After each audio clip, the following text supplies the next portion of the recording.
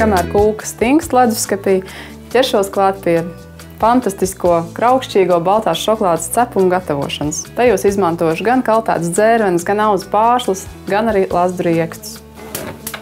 Riekstus apgrauzdēšu uz pannas, jo miziņu noteikti pēc cepumiem noņemt. Rieksti grauzdējās, un tagad sajaukšu cepumiem sausās izejvielas.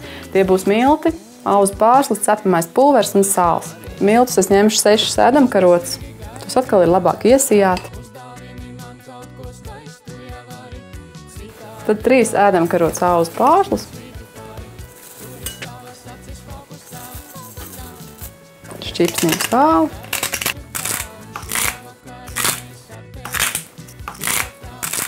Cepamo pulveri ņemšu 1 tējkroti.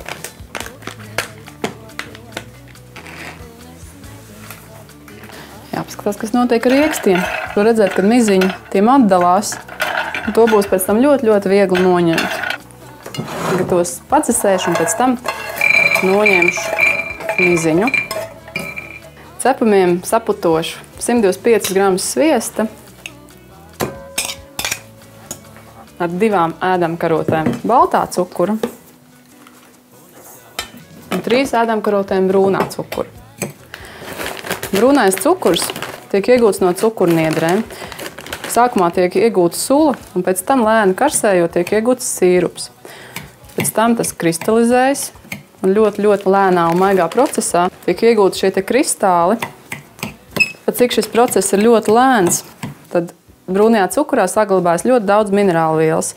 Un jo brūnais cukurs ir ķepīgāks, jo tajā ir vairāk minerālvielu. Man ļoti patīk izmantot brūno cukuru gan cepumiem, gan arī kūkām. Tas nav tik salds, tas ir veselīgāks, tam ir īpatnēja un interesanta garša, kas piedod arī cepumiem un kūkām. Ļoti labu garšu. Saputošu.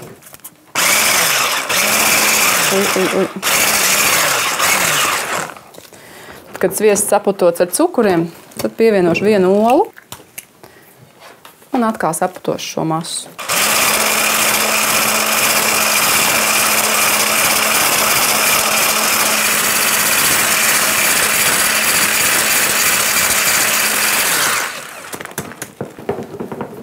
Miziņas labi nonāk nost, vienkārši šos riekstiņus saberzējot starp rokām.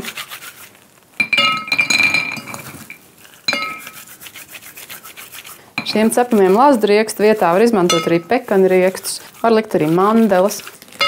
Riekstus uz šo porciju vajag aptuveni 100 gramus. Ja kādam ļoti garšo lazdu riekstu, var pievienot arī vairāk.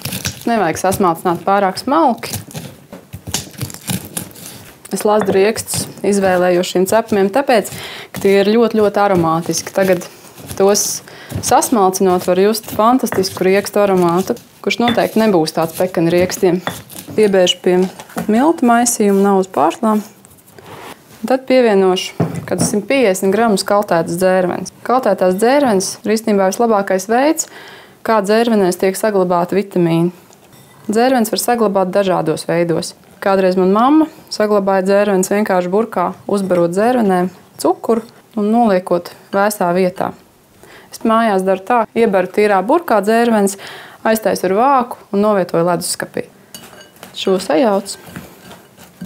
Un tad likšu klāt šai sviesta masai, kur ir saputot ar olu un abiem cukuriem.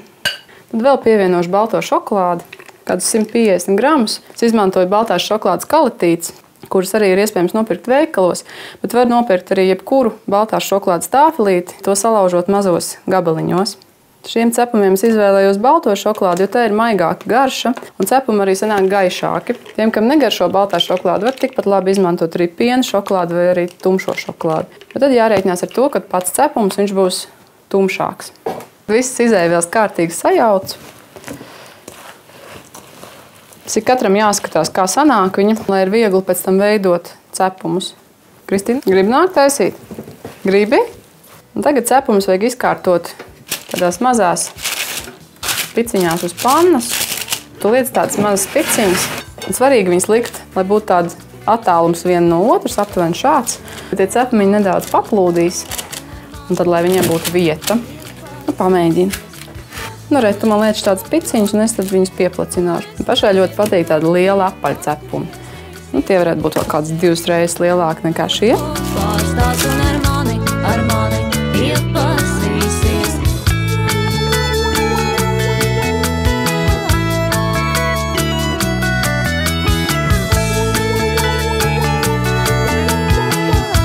Nu, redz.